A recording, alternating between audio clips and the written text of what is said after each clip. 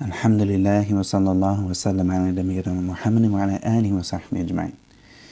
So previously, where we left off in the class of the Mutn Abu Shujaa, we left off talking about the different types of we talked about the different types of salah, and we talked about some of the different types of salah, such as the Eid prayer, and we also talked about the istisqa and also some of the other things that are like that. And so the next thing that we're going to talk about is not necessarily a different type of prayer in that it's a prayer that's an addition to the other thing, but rather how do we pray in a state of fear or in a state of warfare. And this was something that, of course, at the beginning of Islam, of course, we had Islam. The prayer had to be prayed in a certain manner where we're standing up with all the conditions as we talked about.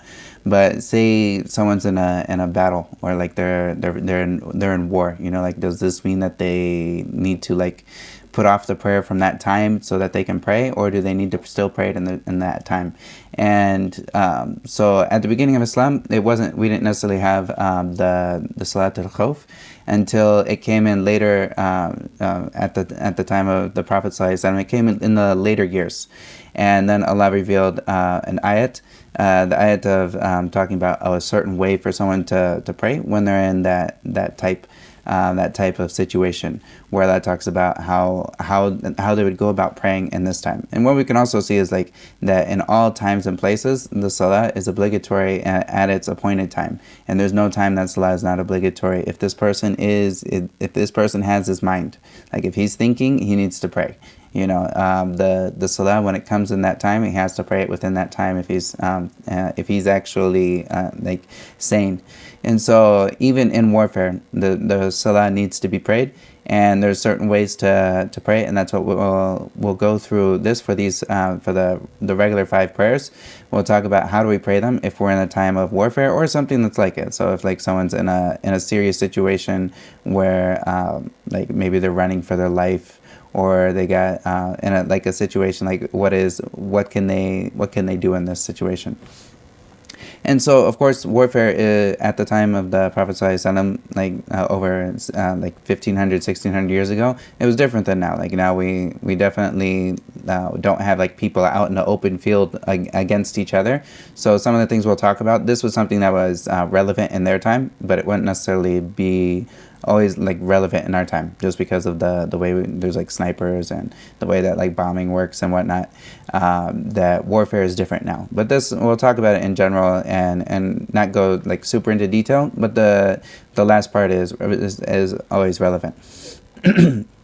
So he says wasalatul khawfi ala thalathati adrub, and so here he says that the prayer of the fear prayer there's 3 types of way which the fear prayer is prayed. And so he says here, أحدها أن يكون العدو في غير جهة القبلة فيفرق الإمام فرقتين.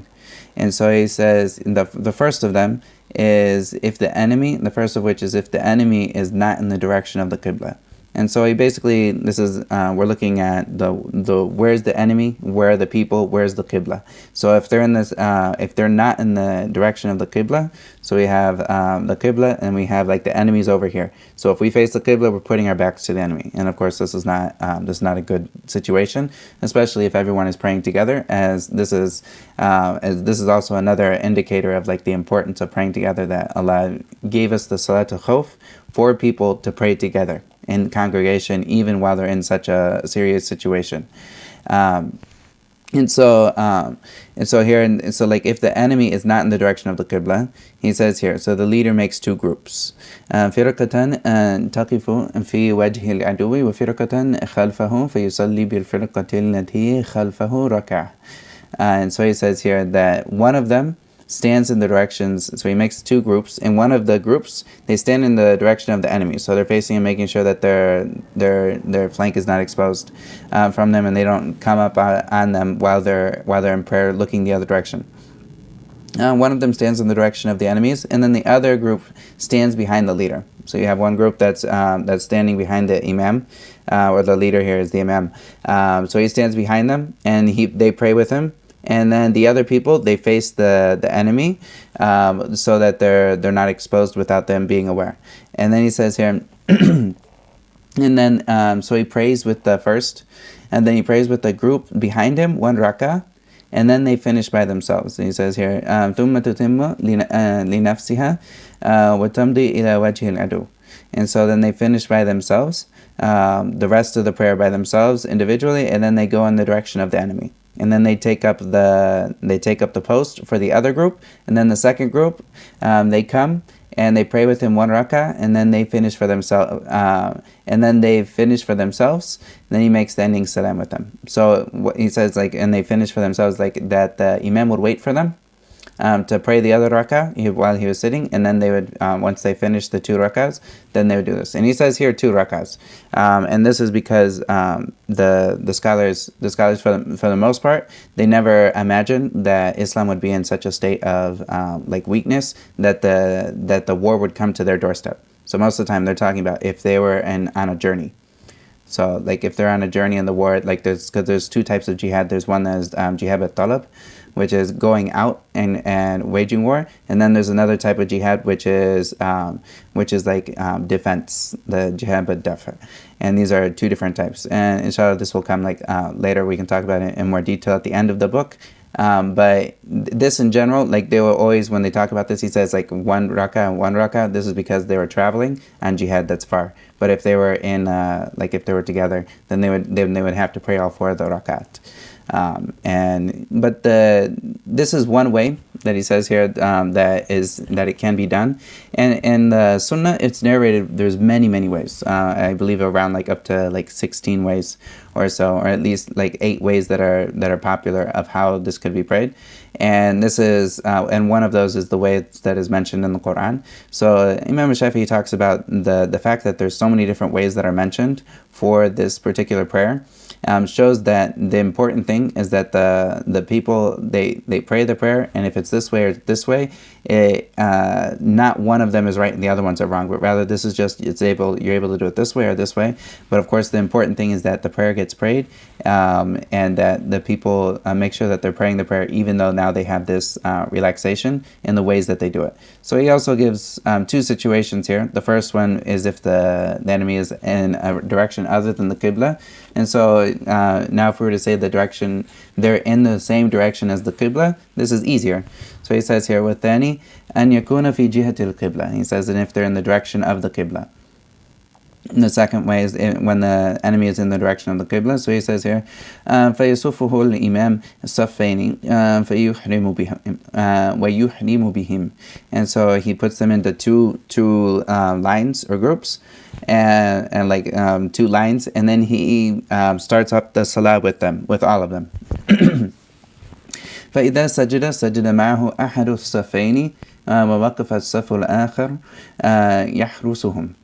And so he says here, and if he so he enters the prayer with them both, and when he prostrates, the first line prostrates with him, while the second line or row stays standing, protecting them. And so of course this is to make sure that no one comes on them while they're in the middle of like sujood and whatnot. And then he says here, فَإِذَا رَكَعَ سَجَدُوا وَلَحِقُوهُ. Alright, فَإِذَا رَفَعَ سَجَدُوا وَلَحِقُوهُ. And so when he comes up, then they make the sujood after the imam comes up, and then they catch up with him afterwards. And so this is the second way that is mentioned. So it's basically one of the rows will follow the imam right away, and then there'll be a little break where the second row they'll follow just a little bit after to make sure nobody's taken unawares. And this is the second way that the author Abu Shujaa rahimahullah, he says. And so then there's a third way, and this is the way that definitely can happen if the battle intensifies, because we have these first 2. This is as if the people they're facing off but from a distance, and so if someone was to go into one of these things, then maybe someone catches them off guard. And so them being in this way was a way for them to stop the enemy from catching them off guard. But here, this is if they're in the middle of battle and they're in the heat of battle. And so he says here, وَثَالِثُ أَنْ يُكُونَ فِي شِدَّةِ الْخَوْفِ وَالْتِحَامِ الْحَرْبِ. And so he says here that if they're in the middle of in extreme fear, in their heat of battle with extreme fear and clashing of warriors, like if they're coming together and they're actually in the actual battle, this doesn't mean that they can delay the salah, of course, but rather they pray. And he says here, فَيُصَلِّي كَيْفَ أَمْكَنَهُ رَاجِلًا أَوْ رَاكِبًا مُسْتَقْبِلَ الْقِبْلَةِ وَغَيْرَ مُسْتَقْبِلًا لَهَا. And so he says here that then they pray. In this case, the person prays however he can, standing or riding, facing the Qibla or not. And this is what is mentioned in the ayah of Surah Al-Baqarah, where Allah says, حَافِظُوا عَلَى الصَّلَوَاتِ وَالصَّلَاةِ الْوُسْطَى وَقُومُوا لِلَّهِ قَانِتِينَ. And so like to hafidu, which is like to protect and like be on top of, like, make sure that you're taking care of the salah, especially was-salat al-wusta, which is the salat al-wusta is asr, as it comes up in other hadith. And then also waqumu lillahi qanitin, and then stand before Allah, qanitin, which is in obedience, and also has the meaning of like the length of standing. Like qanit is like someone who is consistent in that obedience. So stand before Allah in obedience, and this is also understood as in silence, where people don't talk. This ayah was revealed when the prohibition for talking in prayer came. And then also Allah says, فَإِنْ خِفْتُمْ فَرِجَالًا أَوْ رُكْبَانًا. And if you're in khiftum, which is like if you are in a state of fear, like if you are in a state of fear, فَرِجَالًا, which is like standing while you're, or like walking while you're standing, أَوْ رُكْبَانًا, or while you're riding. And so either this or that. And also in the tafsir that is given by some of the Sahabas that Ibn Umar, he talks about that this is something either facing the Qibla or not. Or so even if someone is not facing the Qibla, it's no problem. They're in the middle of warfare. They pray as they are in that state. So they would go through all the prayers, like while they're in this state, they would still pray while they were fighting. Say if they're fighting with their sword, they would still like say Allahu Akbar as the takbir to ihram, and then they would still go through their salah, saying the Fatiha and whatnot, and then they would just make like a head movement for the different parts of their salah. As opposed to like going into ruku' and going into sujood, they would just make movements with their head if they weren't able to do that. And even if they're not facing the Qibla, there's no problem with that because of the state of fear. And so this is the fear prayer. And of course all the other things, like the sayings and the actions, the sayings need to be done, and the actions can be made with the head. Like the head just moving back and forth is something that the person can do, and that's fine for them. And so this is basically like the fear prayer. And what we can get from this is that, of course, the first two, this if it's going to cause any if it's going to cause any harm to Muslims, if like say Muslims are in war, the first two things that we mentioned here of like the ways that they would pray together in a place, if they're ever going to be putting themselves in danger or putting other people in danger by praying in a certain manner that exposes them, then of course they need to do something other than that.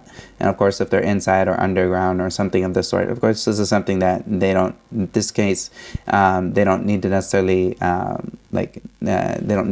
pray in a different way other than what's normal, and this is unless like there's a couple people that are guarding, then maybe they would join after someone finishes and whatnot. Wallahu ta'ala a'lam. But for the most part, this is something that would only be used if the circumstances were this was actually accomplishing a safer scenario. But if it's going to make something more dangerous, then then they would pray in a way that is the least dangerous for the people, because this is the most important thing here. And of course, the third way is something that can always apply. And this applies with extreme fear, even if it's there's like some other scenarios that people will give in this situation as well, when it comes to like that fear, even if it's outside of like an actual battle. Maybe there's something that is like someone is going to be fearing for their personal livelihood or safety, such as someone stole someone's someone's stealing someone's car, or someone's stealing someone's belongings. Like, can they run down, chase the person, and get them while they're still in salah? Yeah.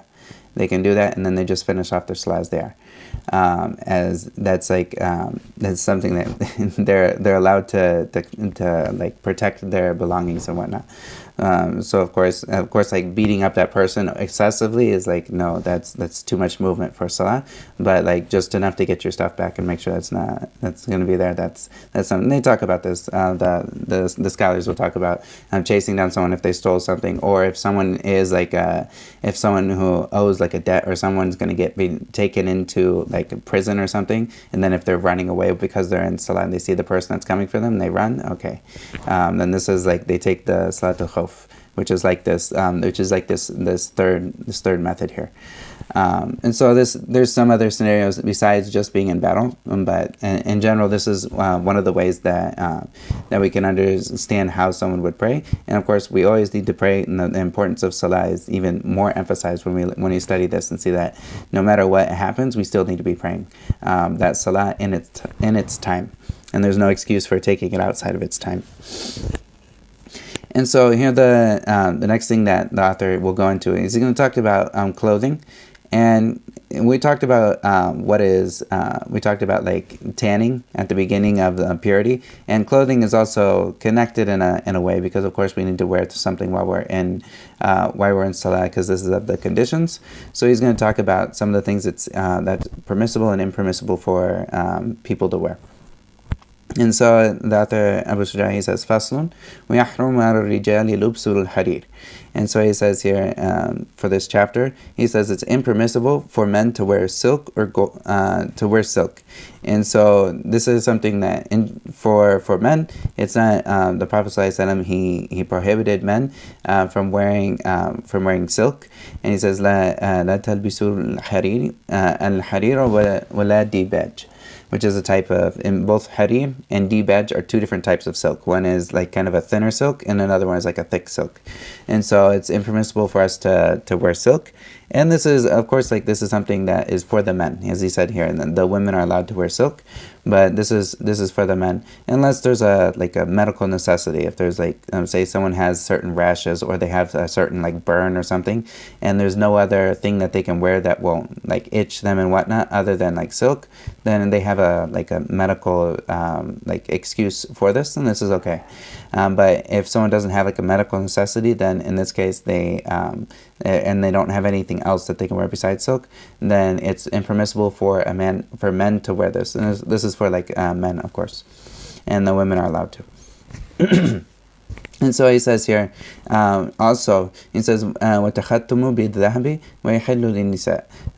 And so he says, and it's also for wearing rings, gold rings. It's impermissible for men to wear gold rings. And this is also very important as well. As the Prophet ﷺ, he talked about that he prohibited the men from wearing gold, to wear gold. And this is not just rings as well. Like this is like for if a man was trying to wear like a gold bracelet or something of this sort, like any of the other gold jewelry, this is something that's impermissible for men to wear. And I believe we touched on it a little bit before when we talked about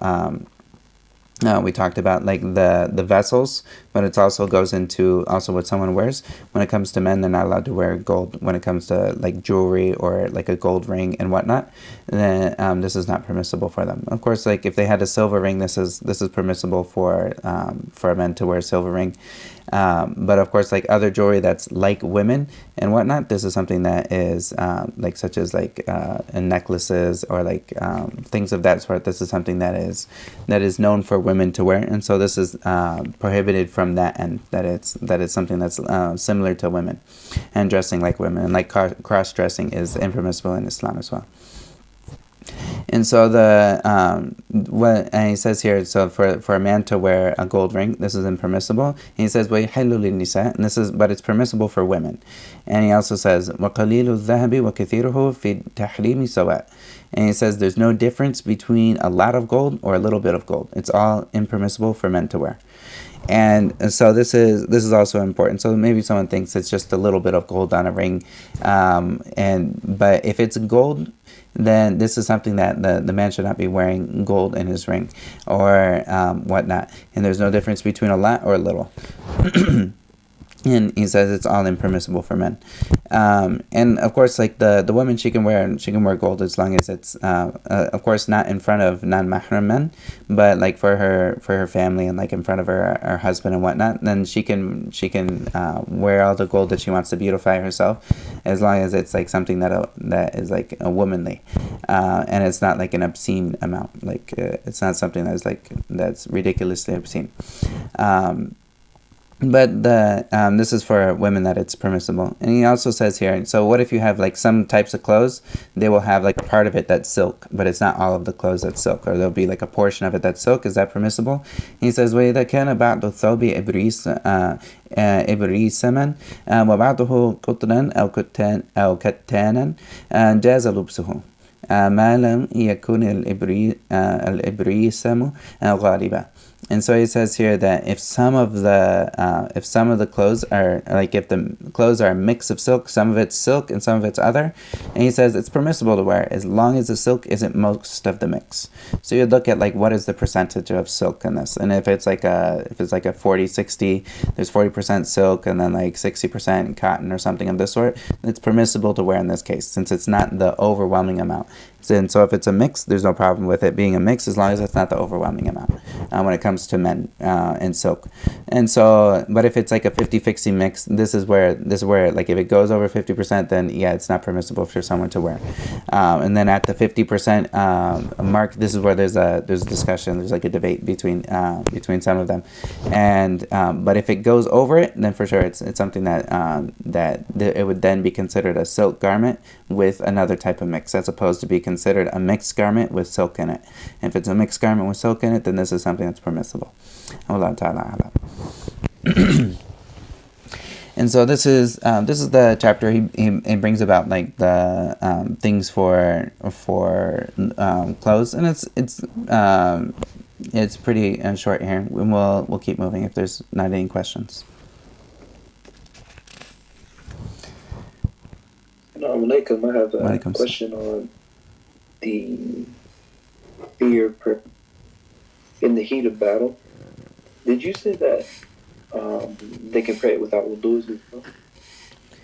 The general, they're not allowed to intend this. They should try to have wudu. But if they are stuck where they can't make wudu, then they would pray without the wudu. But like the Shafi'i opinion is that they would have to make up that prayer afterwards. Yeah. Okay. Because this is something that's rare. It's a rare occurrence that this would happen. And for gold, does that count for white gold as well? Yeah, all gold is this. It's the same here. Okay. Thought so. That's it. All right. Oh yeah. And so the next chapter that he goes into, he says he's going to talk about another type of prayer, which is the Janazah.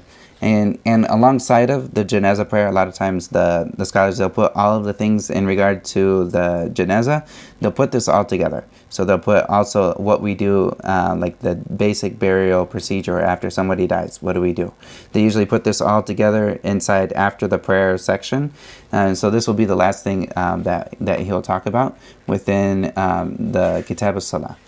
And so so he says here, Faslun, ويلزم في الميت أربعة أشياء. So he says, and there's 4 things that need to be done for the deceased.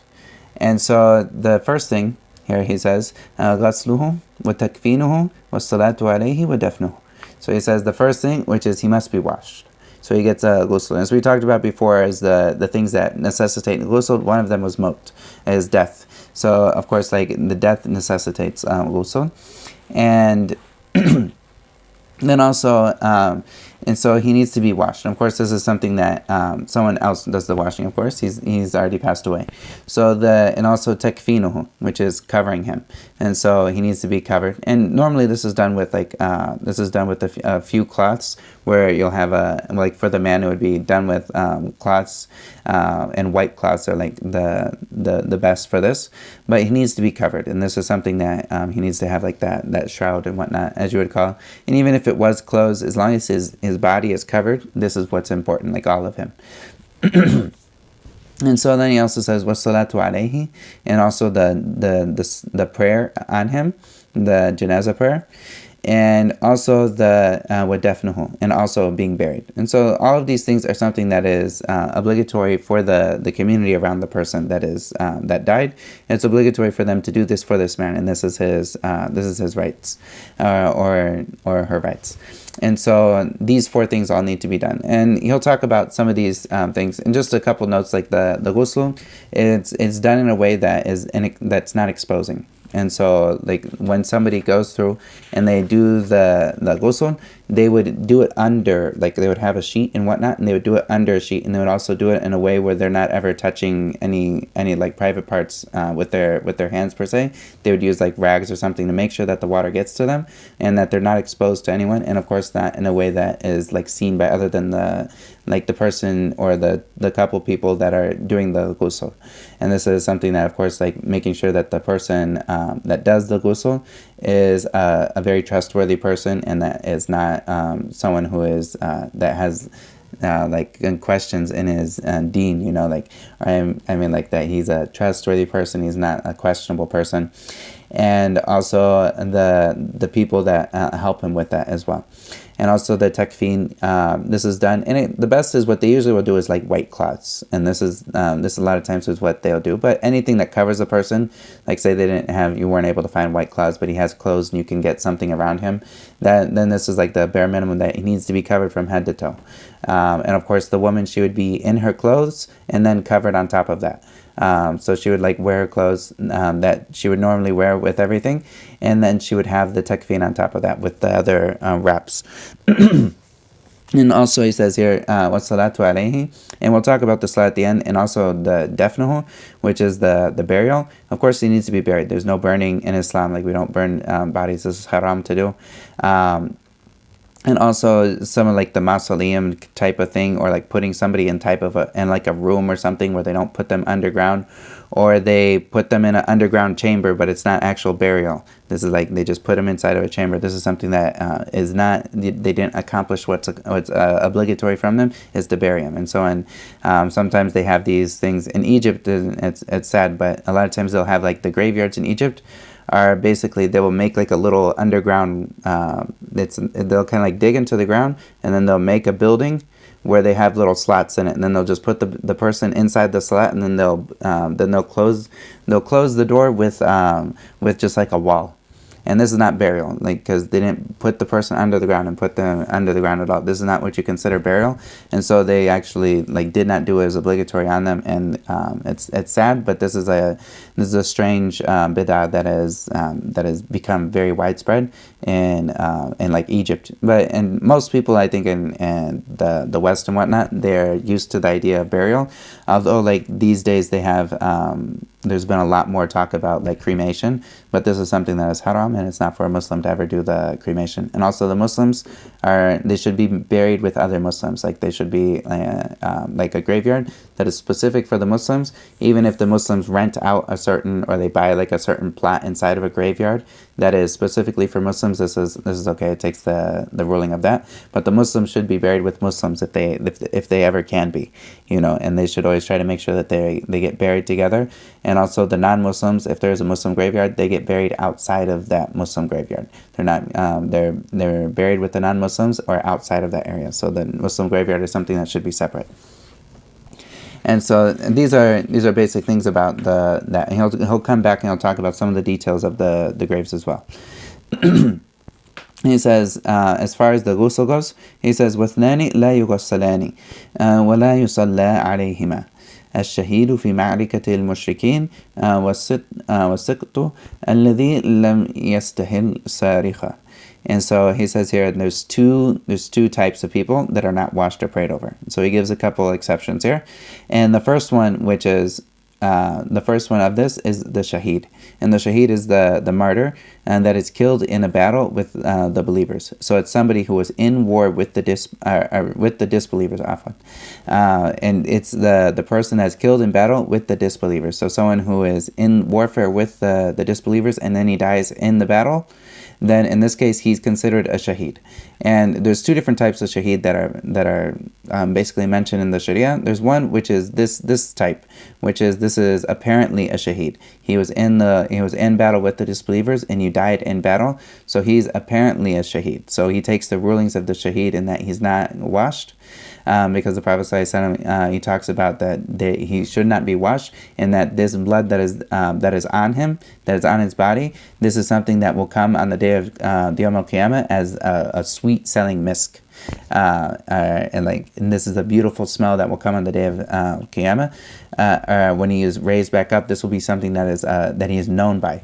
And so the shaheed, he's not washed. He's also not prayed over, because this is another thing that is special for the person who is killed in battle. They're not prayed over as janazah, and so. And this is specifically for those killed in battle. If he's killed outside of, or say he was wounded in battle, and he gets taken to a hospital or whatever, and he's treated, and then he dies later, then he gets prayed over, he gets washed and everything, because he wasn't killed inside of the battle. Even if he was killed with wounds from the battle later on, he would still get treated. Even though with Allah he would be a shaheed. But he's not necessarily a shaheed when it comes to the rulings that we do. And so there's a shaheed that is apparent, and this is what we're talking about here, the shaheed that's apparent, that's killed in battle. And then there's a shaheed that is on the inside. And this is expanded to other types of things, as the Prophet ﷺ talks about certain people that are shaheed, such as someone that a wall fell on top of them, or someone that died from a sickness in their stomach, or someone who didn't leave from if there was a plague in a land and they stayed in the land, they didn't leave or run away from the plague that was spreading, and they stayed put and then they died from that plague, then this person also takes the ruling of a shaheed. But this ruling is on the inside, it's not on the outside. We still pray over him, we still watch him and pray over him. So there's two different types of shaheed. And also the person on the outside, maybe he's a shaheed in the battle, but in reality this was something that his niyyah was for something else. Or say maybe he was just there doing something, or he didn't have his niyyah for Allah. Then on the outside he takes the ruling of a shaheed, but with Allah his case is between him and Allah. Maybe he doesn't get the reward from this if he was there for some other purpose, or if he had some of course if he was a spy or something that died in there, then Allah knows what he's at. So there's a difference between the shaheed on the outside, the exterior, and the inside. And some of the shaheed on the inside, that's not the exterior, they take the regular ruling of everyone else. So when you have so and so, if somebody had a wall that fell on them, which a lot of times people talk about, which is also a car crash, someone who died in a car crash, or maybe a building collapsed on them, or something of this sort. This person is a shaheed with Allah, and they get the reward for the shahada, but they're not treated as a shaheed with us. We deal with them as a normal dead person, but we would hope for them that they get that reward. And so the only shuhada are of the shaheed or the martyr, the only martyrs that don't get washed and whatnot are the ones that are killed in a battle with the disbelievers. And so this is key. And also the next thing he mentions here, and as the second one, is the stillborn baby that didn't ever cry in a birth. And so he means by this is a stillborn baby. And this is something that if it never was alive, it was born and it never had any signs of life per se, then in this case, this baby that came out dead, then in this case it would not be necessarily washed. And also, if it never had any signs of life, then it wouldn't necessarily have to be prayed over. And so this is the other situation for the stillborn baby. Of course, if a baby came out and showed signs of life, even if it didn't cry, but it was alive, and we could see that, then it would need to be washed and prayed over. In that case. And of course the stillborn baby would still be if it was actually had the forms of life and whatnot in it, it had developed a human form and whatnot, it should be buried in it should be buried within the graveyard of the Muslims as well. And that of course goes for the baby that died afterwards as well. And also here he says, the next thing he's going to talk about the way of washing. He says, وَيُغَسَّلُ الْمَيِّتُ وِتْرًا. And so he says the deceased is washed with water in an odd number of times. And this is as the Prophet ﷺ when he talked about how when he commanded the people who were washing his daughter that passed away, that he told them to wash her an odd amount of times, and then told her to wash them 3 times, or and then after that, anything over that, then to make it an odd amount of times. And also he says in the first washing should be, in the author here he says, وَيَكُونُ فِي أَوْلِ غَسْلِهِ سِدْرٌ. He says in the first washing should be with buckthorn. And he says وَفِي آخِرِهِ شَيْءٌ مِّن كَافُورٍ. And he says, and with the last, kaffir mixed into it. And these are a type of good smelling things that they would put into the water to make sure that the person who is getting washed, that this actually gets rid of any of the bad smells and make sure that they smell good afterwards. And this is also like what the Prophet ﷺ, that he commanded the women that were washing his daughter's body after she passed away. He said, اغسلنها ثلاثا أو خمسا أو أكثر من ذلك. They said to wash her 3 times or 5 times or more than that. بماء وسدر. With water and with sidr, which is the buckthorn, is like the translation for that. وَجَعَلْنَا في الآخرة كافورا. And also at the end to put kafur, which is that camphor, to put that alongside of it. فَإِذَا فَرَغْتُمْ فَآذِنِّي. And so he says also, and when you're finished with that, then let me know. And then after that, this hadith is also of the etiquette that we get when it comes to washing the dead body. And also just like another note, the Prophet ﷺ, he is of the most patient and the one who endured the most hardship in his life out of any person. And this is something, if you look and read the seerah of the Prophet ﷺ, you'll see that there's pretty much nothing that any person can come about in their life and talk about, this is the hardship for me, that the Prophet ﷺ didn't go through it and harder than it. The Prophet ﷺ was an orphan from a young age, lost his mother and then lost his father. And then, and this is like from a very young age. And most people, this is like of the worst, like the hardest things that someone can go through. And then also that he lost his, and then later that he was, all of the treatment that he got after becoming a prophet, after becoming a prophet, all of the treatment that he got from the Quraysh, the way they disrespected him and treated him and basically starved him and his people into like the worst of situations until his wife died, and then all of the people around him that were like the closest people and his protectors died, and also all of the tribulations he went through in his life. And then also the fact that every single one of his children in his lifetime passed away. And this is except for Fatima, and she passed away after him, after just a very short period of time. And so just to see that there's like someone who thinks that they have like the worst situation. The Prophet ﷺ had it worse than pretty much any situation that you can come up with. The Prophet ﷺ went through more hardship, and every single one of his daughters passed away in his lifetime, and also his sons as well, and his baby son, like his children, they all passed away except for Fatima. And this is, of course, it shows just like the patience that the Prophet ﷺ had with this, and that like the hardship that he went through. And of course, anyone who does go through like they go through like a death in their family and whatnot, it's important for them to remain patient and to always look for the reward from Allah in this scenario. And to never go into like despair and whatnot. And he'll talk about, the author here will talk about some of these things, but of course like it's not permissible for someone to like to go ripping their clothes or like screaming and wailing like this. And this is something that is not befitting for a Muslim to do. And it's good for them to understand that, or like it's obligatory for someone to understand that Allah is the one that decreed all of this. And this life is ultimately a test. So whatever hardship comes in it, this is something that ultimately Allah is giving this person a test in their life, and to see how they respond. And of course, anything that Allah has given to us, He can take it away. And this is something that we can see when we ponder the Quran and we ponder the life of the Prophet ﷺ, and also the lives of the other prophets that are mentioned in the Quran and in the Sunnah.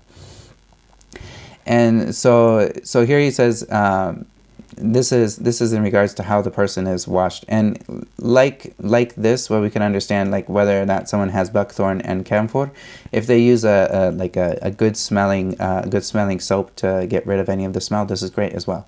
And there's lots of very good smelling soaps that some people could use while they're washing the body, to make sure that they get rid of any bad smells and that they leave the body with a good smell afterwards. And also taking into consideration the precautions about making sure that the person making sure that the person's odor is not exposed while they're in the washing process.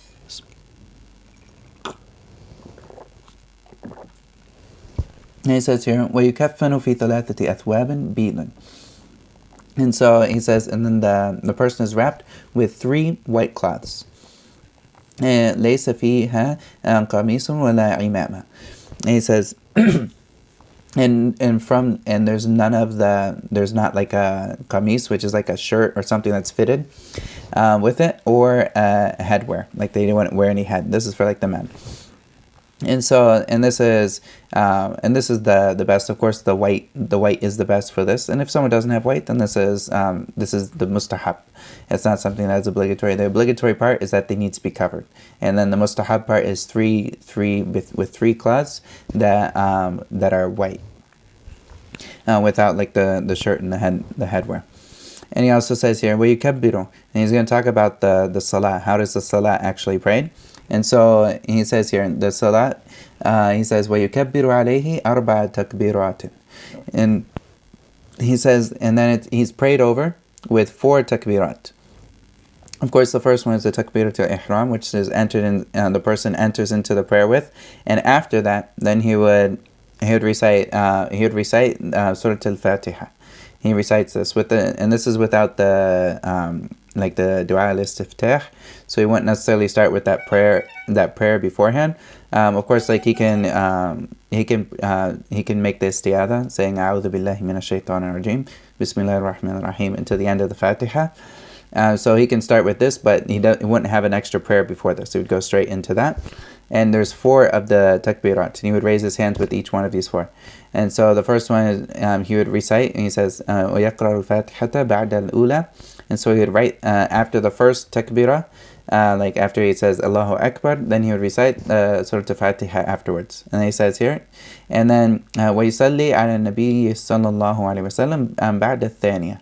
And then after the second one, after the second takbirah, then he would send salah on the Prophet ﷺ, saying like we do in the end of the tashahhud, Allahumma salli ala Muhammadin wa ala ali Muhammad kama sallaita ala Ibrahim wa ala ali Ibrahim wa barik ala Muhammadin wa ala ali Muhammad kama barakta ala Ibrahim wa ala ali Ibrahim innaka Hamidum Majid. So he would do this after the second one, and then he would make the next takbirah, and then he would then after the third takbir, then he would pray for the deceased. And here he gives an example of the dua that someone could pray. But in general, this is something that this is a kind of a putting together of many of the different dua that are narrated and whatnot. And so this is the time for someone to pray for the mate. And I'll read the dua here. He says, Allahumma hadha abduka wa ibnu abdayka. And so he says that this is your servant and the son of your 2 servants. خرج من روح الدنيا وساعتها. And then he left the dunya and from its from its goodness, and like from the sa'atiha is like from its spaciousness. ومحبوبه وأحباؤه فيها. And that this is that he's left like from the people. إلى ظلمتي al-qabri wa ma huwa laqihi. And so that he left his loved ones and the people that love him to the darkness of the grave and what he is going to face in the afterlife. And kana yashhadu an la ilaha illa ant wahdaka la sharika lak. And then he used to declare that you are one He used to declare the Shahada, La ilaha illa ant, wahdaka la sharika lak, without any partners. And wa anna Muhammadan abduka wa rasuluk. And the other part of the Shahada, that the Prophet ﷺ is slave and messenger. Wa anta a'lamu bihi minna. And that you are more knowledgeable with his state than we are. Allahumma innahu nazala bika wa anta khayru manzulin bihi.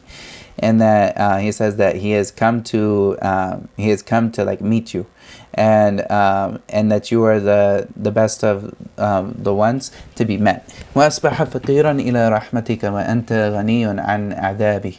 And that he has become, this person has become, he's become needy, and faqir, which is like he's become very poor to your rahmah, your mercy, and you are free. You're ghani, which is like rich. You are rich and have no need to punish him. وَقَدْ جِئْنَاكَ رَاغِبِينَ إِلَيْكَ شُفَعَاءَ لَهُ.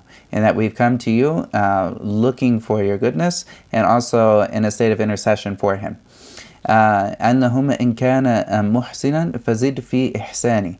And then praying that if he was a good, oh Allah, if he was a good person, then increase him in goodness. وإن كان مسيئا فتجاوز عنه. And if he was a bad person, then overlook him. وَلَقِّهِ بِرَحْمَتِكَ رِضَاكَ. And also let him meet your pleasure by your mercy. وَقِهِ فِتْنَةَ الْقَبْرِ وَعَذَابَهِ. And also save him from the fitna, like the tribulations of the grave, and also the punishments of it. And this is, of course, something that is affirmed with the Sunnah. And also وَفْسَحْ لَهُ فِي قَبْرِهِ. And so also to make it spacious for him in his grave. وَجَافِ الْأَرْضَ عَنْ جَنْبَيْهِ. And also that the earth would become wide and spacious around him. وَلَقِّهِ بِرَحْمَتِكَ الْأَمْنَ مِنْ عَذَابِكَ. And also give him safety from your punishment by your mercy. حتى تبعثه آمنا إلى جنتك. Until you raise him safe and sound to Jannah. برحمتك يا أرحم الراحمين. And also by your mercy, يا أرحم الراحمين, which is of the names of Allah that is the most merciful of those who show mercy.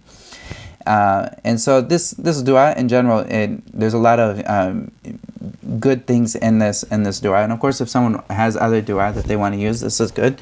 But we can also see there's a lot of fiqh that is inside of this dua, of course, like using the names of Allah, and also using the good deeds of this person, and also coming close to Allah with many like of his names and attributes, and asking for Allah to like overlook and forgive this person. All of these things are good. And of course, as I mentioned before, and like when it comes to salah in general, for like people that don't know Arabic, it's the most important thing is that they are sincere when it comes to these dua. And so like this could be prayed in English, and it could be prayed with someone's own words, as long as the words are encompassing good meanings and they don't go against any meanings of like that's found in the Quran, the Sunnah, and whatnot. And so this is something, the most important thing is that it comes from the heart, though, especially for the person who's praying over this, or the person who's leading him. He should be someone who is leading from his heart, like that he really cares about this person, and that he is like sincere in his intercession for him. And so also the next thing that he mentions here is after this takbirah. So this was the third one, and each one of these would be like a different they're like a different pillar, but it's also like a different rak'ah. So each one of these is like, it's almost like the same as a rak'ah. He says here, فَيَقُولُ فِي الرَّابِعَةِ. And so he says after the fourth one, and he says, اللهم لا تحرمنا أجره ولا تفتنا بعده واغفر لنا وله ويسلم. And so then he would say this dua, which is basically, it's a short dua. It's for the person. So for the first part, it's the Fatiha, and then the second one is the Salah and the Prophet ﷺ, and then also the third one is the prayer for the mayyit and the person who passed away, and then the fourth one is, after the fourth one, it's a prayer for the person who is doing the prayer. So it's a prayer for yourself. And of this he says here, Allahumma la tahrimna ajrahu. which means like, Allah, don't take away from us the reward for this prayer. وَلَا تَفْتِنَّا بَعْدَهُ, and don't put us into a state of fitna after this person. وَاغْفِرْ لَنَا وَلَهُ, and forgive us and him. And so this is a shorter prayer, and usually this is something the imam will be short when he comes to this particular prayer. He'll leave it to not be as long as the third after the third one. And then after that, he would give the taslim, and وَيُسَلِّمُ بَعْدَ الرَّابِعَةِ, and he would also give so you say Assalamu alaikum wa rahmatullahi, and so you'd say this after that. And the Shafi'i madhab is that this would be two, so it'd be Assalamu alaikum wa rahmatullah, Assalamu alaikum wa rahmatullah, and this is the Shafi'i madhab when it comes to how many taslim is there. It's just like the regular salah. And so this is in general this thing. And also there's a huge reward for someone praying the Janazah prayer. And the Prophet ﷺ, he talks about in a hadith that the reward for someone who prays Janazah is a qirat. It's a qirat. And so this is then when asked about what is a qirat or a qiratan, which is like two huge amounts of reward. And the Prophet ﷺ said the least of these qirat is like Mount Uhud. So if you've ever seen Mount Uhud, you know how big that is. That's the amount of the reward for someone just praying the janazah. And then there's one of these is for the person who prays the janazah, and the other one is for the person who follows the deceased to his place of burial and stays with him until he's buried. And so this is for the second one. So if someone can do one or the other, or they do both, this is great. This is the best. And so this is, of course, if anyone gets the opportunity to pray the janazah, they should never be lazy on this. This is not a place to you're missing out on a huge reward. Even if sometimes it'll be at the end of a salah. A lot of times you'll find at the end of a salah, whether you're in of course Mecca, they have this all the time. Mecca in the Haram, and also in some of the bigger masajid, they will have the salah right afterwards. So right after the farida, so you pray asr, and after that they'll say salat ala amwat, and they basically will give you a chance to get that huge reward. Even if you don't go with them to the graveyard, you at least get that reward of the one part of that reward. So this is a great thing to make sure that you always try to do this. And also, if you find places in your area that do the salat janazah, try to do whatever you can to be there as well. And this is a fardu kifaya. The salat janazah is fardu kifaya. So this is on the community. It's obligatory for at least somebody to do it. And then it's important for people to also pray this with them. And it becomes an obligation once somebody starts the prayer. Then it's impermissible for them to quit in the middle of it. They have to finish it off. This is one of those fardu kifaya that becomes obligatory on the individual once he starts it. And he also says here, وَيُدْفَنُ فِي لَحْدٍ مُسْتَقْبِلَ الْقِبْلَةِ. And so then he is put in, he's buried, and he's buried in a laht. When the laht is kind of like an L shape. It's kind of an L-shaped thing. So you have a kind of an L-shape. So if you have this, and you come down, and so you have your grave that's like this, and then here at the end of the grave, you would cut it out, and then there would be a little room underground. And so if the ground can stay that way, you would cut down the grave this way, and then you have a little room here, and then you would have the mates lay down inside this little room, so that the dirt doesn't come straight down on his face when you close it down. But he would come down, he would come in, and he would come on the side. And there's none of this, the way there's no coffin. In Islam, there's no coffin that people spend, I don't know how many thousands of dollars on that coffin. I think it's $10,000. It's ridiculous that someone spends all this money on a coffin that goes under the ground. This is a waste of money, and this is haram to waste money like this. So of course they're in the shroud, and they come down into the grave, and then they're at the bottom of this grave, and then if they can, it's sunnah to have a laht. And the laht is something that's on the side, and it's kind of like a little room, and they put them on the side in this laht. And of course the grave should be facing the qibla. So when they're laying down on their side, they're facing the qibla. So if we have this, and then we put him here, he's going to be facing the qibla this way. And then we'd put something under his head, so that he would, like a rock or something under his head, and then we'd close that thing for him, and then we'd put the dirt down. Or we'd make sure that he's standing up and he's firm, or and he's on his side facing the qibla. We'd make sure that he's firmly situated that way. And so this is so he'd be done in the laht. And of course, if the ground is like sandy or something and it can't hold, if you were to cut out that indent, it would just fall down. Then of course, this is another thing. You would just put like something on top of him, like leaves and whatnot, so that the dirt doesn't come straight down on his face or like on his body right away when it's put down. And this is another way to do it. But of course, it's best to have the laht. And this is something that's from the sunnah. And so he says, وَيُسَلُّ مِنْ قِبْلِ رَأْسِهِ بِرِفْقٍ, and that you put him down from his head, from the side of his head. You put his head into the grave first, carefully. And of course, everything is carefully. Like the person who is passed away, he has all the rights of an individual. Like he needs to still be respected. His body is to be respected. His body is not to be played with or messed with or experimented on and whatnot. And this is something that the body of a Muslim is something that is just like he's alive. He should not be played with after he's dead. And this is very important for people to respect the dead as well as the living. So in this sense, like no one should ever be messing with the body. And also the Prophet ﷺ, he said, like breaking the bone of a dead person is like breaking the bone of someone while he's alive. So of course, like this is important for someone to make sure that they are very careful when they're dealing with this person. And so he says here, and when he puts him into his grave, يَقُولُ الَّذِي يُلْحِدُهُ بِسْمِ اللَّهِ وَعَلَى مِلَّةِ رَسُولِ اللَّهِ صَلَّى اللَّهُ عَلَيْهِ وَسَلَّمَ. And so while he puts him into the person who puts him into his grave, while he's setting him in there, he says he should say Bismillah وَعَلَى مِلَّةِ رَسُولِ اللَّهِ sallallahu alaihi wasallam. And so he's saying Bismillah as he does this action, and also saying wa ala millati Rasulillah, is that he's doing this in accordance with the deen that the Prophet sallallahu alaihi wasallam he came with, Islam. And so he says here, وَيُدْجَعُ فِي الْقَبْرِ بَعْدَ أَنْ يُعَمَّقَ قَامَةً وَبَسْطَةً.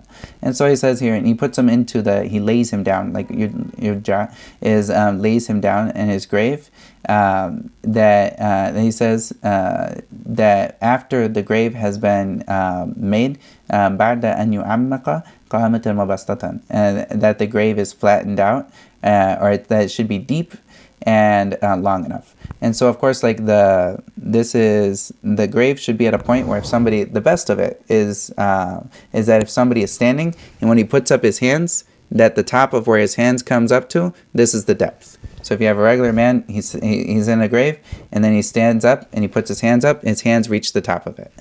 And so this is like the best. And also it should be long enough for the person, for their body, of course, to be spread out all the way. And also it doesn't need to be any bigger than that, because this is also a graveyard, and this space should be for someone else as well. So they're going to have neighbors in the future. And so like this person should have enough, they shouldn't be taking up a ton of space between graves. The graves should be relatively close to each other, so that they don't encroach or like take up space for other people that they don't need. And so this person, then he would be laid down, and as I mentioned before, he'd be laid down facing the Qibla, and then they would make sure that his like back and whatnot, he's propped up into a way that his body's not going to fall over and not face the Qibla. And so this is then he would be put into the grave in this way, and then the dirt would be put back into that. And so if it was in a laht, he would be in a laht. And if he wasn't able to do the laht, which is that cutout, if he wasn't able to do the cutout, then he would be on there, and they would put something on top, maybe like some grass or something on top, so that it stops the thing from coming on top of him, or like leaves or something of this sort, or branches. And then they would put the dirt on there. And so this is, in general, some of the etiquette with this. And he also says, وَيُسَطَّحُ الْقَبْرُ وَلَا يُبْنَى عَلَيْهِ وَلَا يُجَسَّسُ. And so he says here, and that the grave is flattened out. So like on top of the grave, we don't live like a big monument or anything like big about it, but rather it should be flattened. Sometimes they'll put like a little bit of a mound, just so you know it's a grave, like just to make sure that someone knows it's a grave, so they don't walk on it or or like not know that there's someone here, because of course it's as I mentioned, like someone disgracing someone while they're alive and is also, or is the same as like if they're disgracing while they're dead. Both of these are the same. So of course no one should be like sitting on a grave on top of like the actual grave itself, or they shouldn't be like, of course, like urinating in the graveyard on like the places of the burial. And things of that sort. So someone knowing that it's a grave, this is important for them. If they see like a little bit of a groove or whatnot, that lets them know it's a grave, this is good. But it should be flattened out in general. It shouldn't be something that's like monumental. And also he says here, وَلَا يُبْنَى عَلَيْهِ وَلَا يُجَسَّسُ. And also you don't build on top of it. This is haram to build upon it. And Imam Shafi'i said, I hate this. That this is something that he said akrahu, and this is something that the Prophet ﷺ, he says that there were the last things that he says before he passed away is that he said the worst of the people are the Jews and the Christians, because they would worship, or like they'd build masajid on the graves of their anbiya. And so of course this is one of the, and he warned us of following in their footsteps in this, and this is a huge thing. And of course the anbiya are the greatest of people, so of course less than them is even more. And so of course the things that we find a lot of the Sufis and the ignorant people that will build things on their special sheikhs and whatnot, they'll spend huge amounts of money building mausoleums and masajid on these graveyards, and this is, or like on these graves of so and so or someone that they think is big. This is one, it's a waste of money, and the other thing is it's haram, from what the Prophet ﷺ said on his deathbed. He was worried about this. If somebody comes up with the term and they say, oh, the Prophet ﷺ, he had his grave inside of the apartment of Aisha, that this is inside of the Masjid Nabawi. Like for a long time, like this, the answer to that is, for a long time this was something that was not inside of the Masjid Nabawi, and the Masjid Nabawi was expanded around it, and so it's not actually inside of it in and of itself. And also this expansion was not something that went without that it went unnoticed by the scholars. The scholars were very upset about this. Many of the scholars were very upset that this would even be in the same area and building, that they would expand it over it. This was something that many of the scholars were very upset, and they said that this was a mistake. And of course, this opens up the way it's built, though, and of course there's nobody can pray towards the actual can pray towards his grave, as some people would possibly try to do while they're praying towards the Qibla. They can't put his grave in front of that. But this is something that is not, we would not say that the Prophet ﷺ is inside the masjid, or that the masjid was built on him. Rather, he was outside of the masjid, and the masjid was expanded around him. And even if we were to say that, oh, the masjid was expanded around him, this is still not something that is permissible for us to take now and say, oh yes, we can build on the graves of different awliya or whatnot, as the Sufis love to say. And this is clear from the Prophet ﷺ, as this is the last thing that he says before he passes away, that these people build graves upon their anbiya. And so this is very important, and that someone is very careful of that. And of course, praying in a masjid where there's a grave, this is invalid, because the Prophet ﷺ, he prohibited people from praying in two places. One of them was the graveyard, and the other was the hammam, and which is the shower, place where people do communal showers and whatnot. So these two places are not to be prayed in. So of course, if in a graveyard or somewhere where there's a grave, someone should not be praying their salah in that, and if it is, it's invalid. And also they're a sinner if they know that they're praying in the place that is that way. And if they didn't know there was a grave in there afterwards, do they need to make it up or not? If they didn't know, then they're excused for not knowing. But if they knew, then they need to make up that prayer afterwards, because that prayer is invalid. Allah ta'ala a'lam. But this is maybe we don't see this in America, but outside of America, there's definitely problems with this particular issue and whatnot. And so he says here, and this is, he says here that nothing is built on it or plastered around the grave.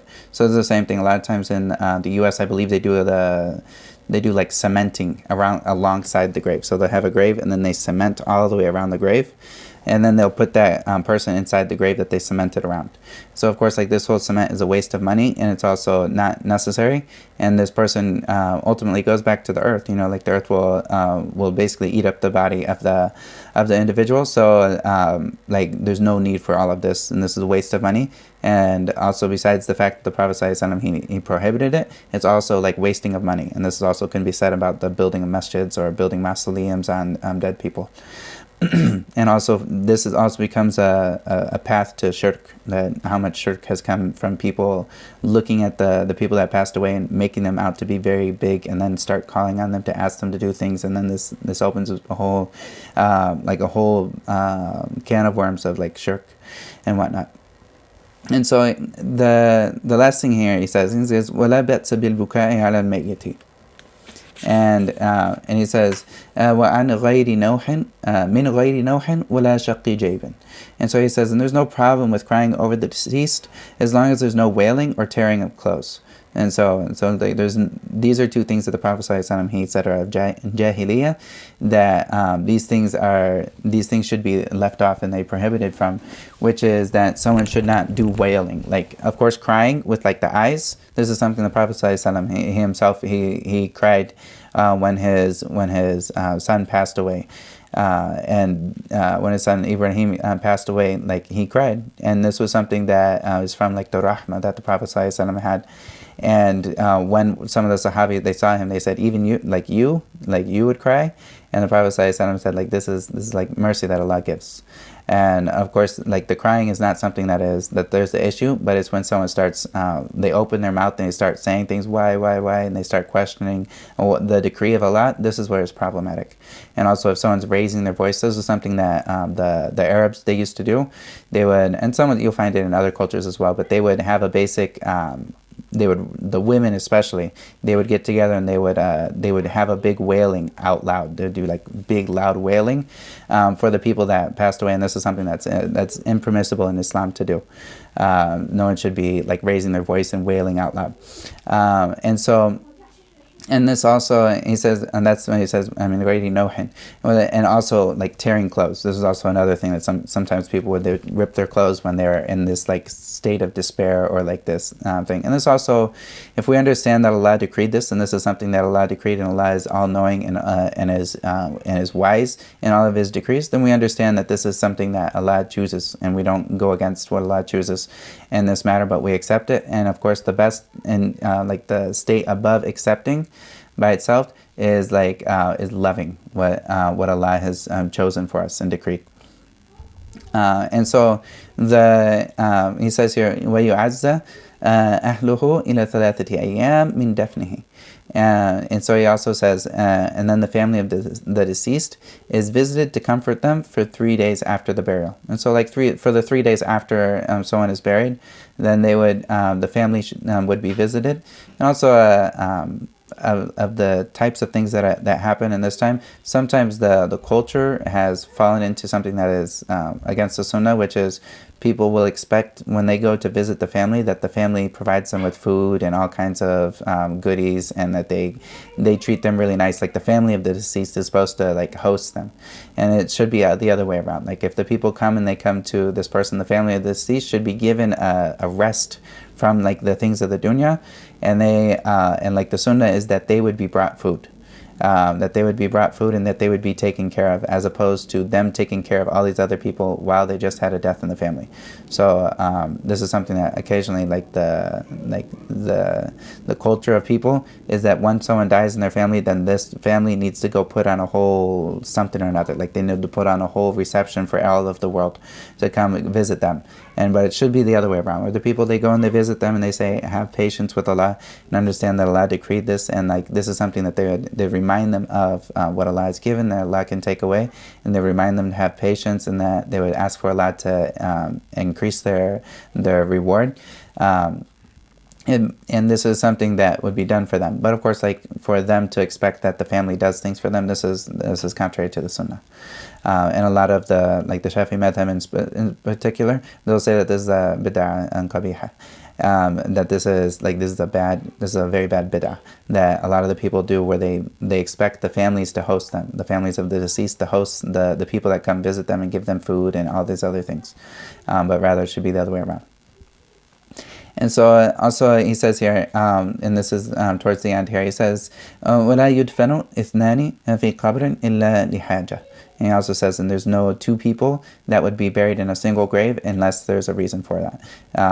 And unless, such as there's not enough graves for people. And of course, when we see the state of things in Gaza, may Allah protect them and grant them victory and get rid of Israel from that whole region and from the land of the Middle East. But when we see some of them, just the amount of people that passed away, there's no way that everyone can have their own grave sometimes. It's just logistically implausible. So having two people in a grave in that case is something that's it might be necessary. But if it's not necessary and there's no need for that, then of course everyone should be in their own grave. And Wallahu ta'ala a'lam.